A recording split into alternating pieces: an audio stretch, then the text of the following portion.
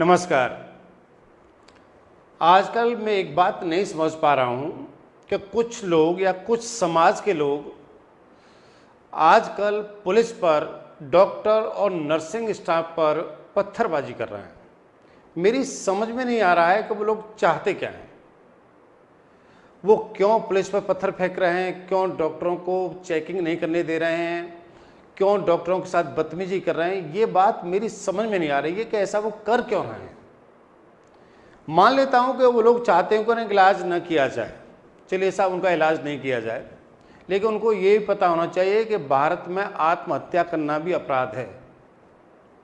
चलिए इस बात को भी छोड़ दिया जाए तो जो आजकल बीमारी है वो एक दूसरे से फैल रही है। यदि वो बीमार हैं तो क्या उनको ये अधिकार है कि वो बीमारी दूसरों को फैलाएं?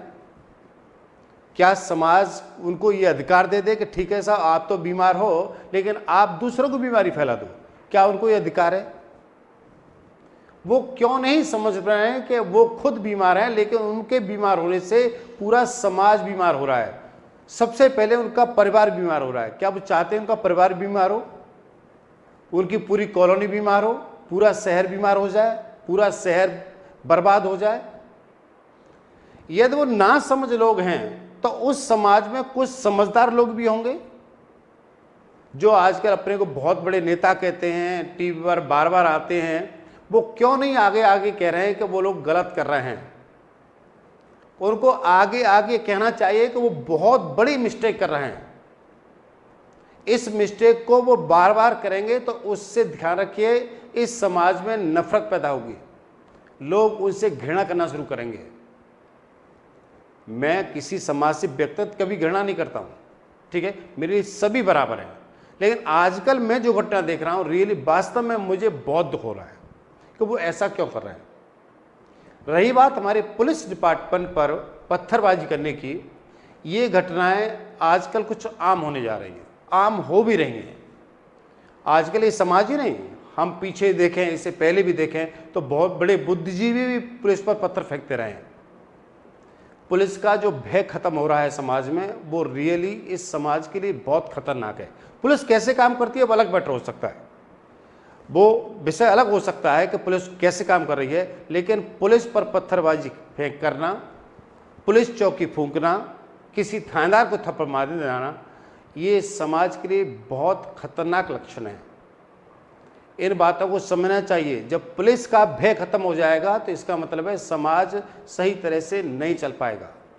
पुलिस का इतना भय होना चाहिए कि पुलिस पर जिसने पत्थर फेंका है ना, उसको वो सबक मिलना चाहिए कि समाज में दूसरे लोग ये देख सकें कि उसने पुलिस पर पत्थर फेंका था और उसका नतीजा ये हुआ था।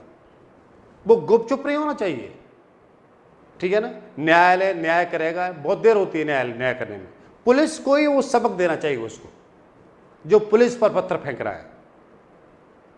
मैं समझता हूं मेरी बात इस समाज तक पहुंच गई होगी, और मेरा सबसे बड़ा विनम्र आग्रह है कि जिस विपत्ति में आजकल हम लोग हैं उसमें सभी लोग एक दूसरे को कोऑपरेट करें, ठीक है। सरकारें जो कर रही हैं वो कर रही हैं, लेकिन पब्लिक क्या कर रही है ये भी एक देखने की बात है। हमसे पब्लिक जो कुछ कह रही है, सरकार जो हमसे कुछ कह रही है, क्या पब्लिक उस बात को मान रही है? मैं नहीं समझ रहा हूं कि पब्लिक उस बात को मान रही है। मैंने आज ही देखा है कि सुबह 10 बजे मतलब 8-9 बजे तक लगभग पब्लिक ऐसे घूमती है कि जैसे कुछ है ही नहीं, जैसे कोरोना वायरस 9-10 बजे बाद सो के जगेंगे और उससे पहले तो वो जगते ही नहीं है। वो आराम से घूम रहे हैं, आराम से सब्जी मंडी में जा रहे हैं, आराम से, कोई सोशल डिस्टेंसिंग नहीं है, कोई पालन नहीं किया जा रहा है।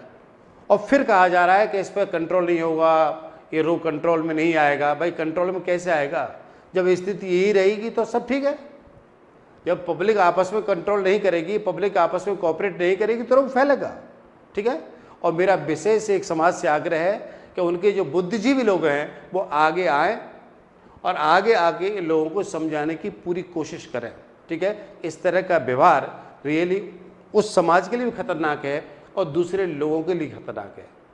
मैं समझता हूँ आप मेरी बात जरूर समझ के होंगे। बहुत बहुत धन्यवाद। नमस्कार।